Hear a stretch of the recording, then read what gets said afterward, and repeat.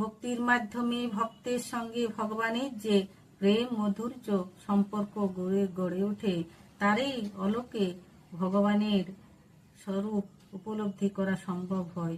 এই সম্পর্কের ব্যাখ্যা করতে গেলে অনেক কথা বলতে হয়, তবে সংক্ষেপে বলা যায় যে ভক্ত ভগবানের সঙ্গে নিম্নলিখিত 5টি সম্পর্কের যে কোনো একটি দ্বারা যুক্ত থাকেন।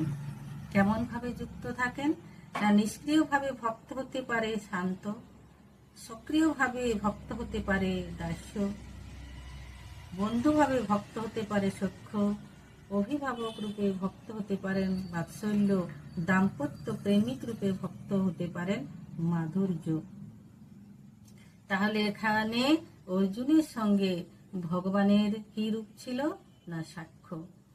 অর্জুনের সঙ্গে ভগবানের রূপ ছিল সাক্ষ্য। অবশ্য শ্রীকৃষ্ণের সঙ্গে অর্জুনের যে বন্ধুত্বের সম্পর্ক, তার সঙ্গে পার্থিব জগতের বন্ধুত্বের বিস্তর তফাৎ।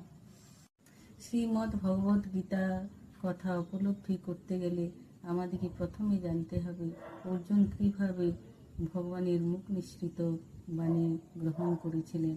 তা জানতে হলে আমাদের পরবর্তী ভিডিওতে আসতে হবে।